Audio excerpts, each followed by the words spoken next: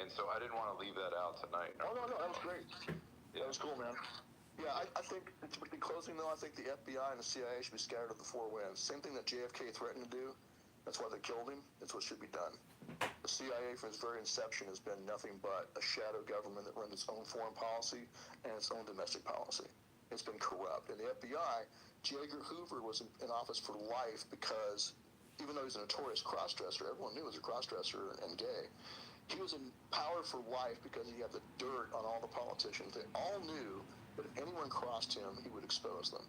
That's exactly the same kind of blackmail. That was back in the days of file cabinets, right? Now imagine what it's like with NSA total surveillance with modern electronics. So that same system's in place. That's what needs to be torn down.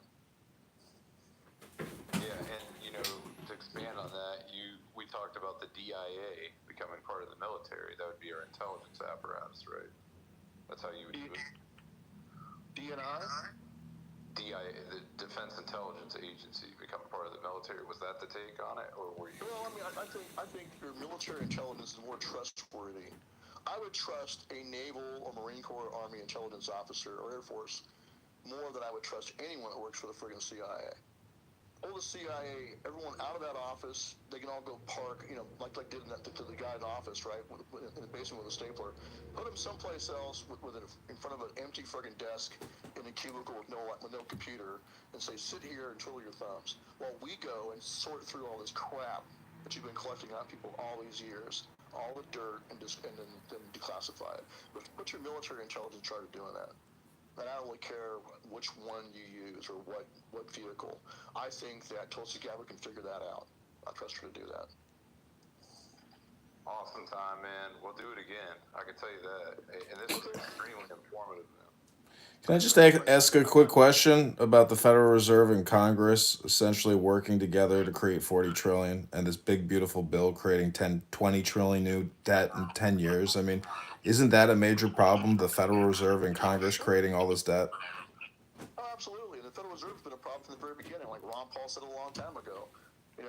It's just taxation. It's a secret. It's a form the world of seafood. What do you call it? He called it a tax. It's a hidden tax. They kicked me. It's just taxation. It's a secret. It's a form of what do you call it? He called it a tax. It's a hidden tax. Inflation is a hidden tax. So when they create money out of nothing, they give it to their buddies first. They get full value on the dollar that they just created out of thin air. And then by the time it gets to you, it's devalued. And now they just create it out of digits. It's just digital. I think what we should do is declare a jubilee. None of that national debt any of us signed on to or agreed with. It was all done illegitimately. So I don't think we owe China jack shit, or anybody else for that matter. Just declare a jubilee like you used to do in the Bible, wipe out all the debts and start over again. That's what I would say. So all those trillions of dollars of debt, we don't owe any of that. And we need to end the Federal Reserve, not just audit it, end it. Because all it is a private cartel of bankers. And they just create money out of nothing. And with that comes massive power. And the Chinese do the same thing, by the way. They can also, the Chinese Communist Party can just print up as many, what do they call it, the yuan? They can print those up all day long.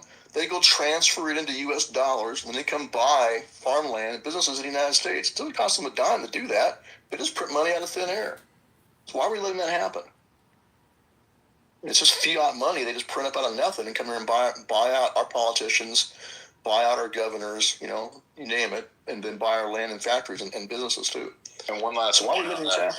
Wouldn't you seize their land that they bought in the U.S. too? I mean, shouldn't we do that at this point? Yeah, of course. That's what I'm saying. All that's illegitimate. There should be no ownership of any land in the United States by anyone. And you can't be a businessman in China without being part of the CCP and having political officers of the CCP on your board and watching everything you do. If you're in business in China, you are the CCP. There's no such thing as a Chinese business that's not the CCP. It doesn't exist. I'm so glad you hit on this point because I've been pounding the drum on this point. If they're visiting China, they're part of the CCP. If America are... Well, I mean, if they're doing business in China, they're doing business with the CCP.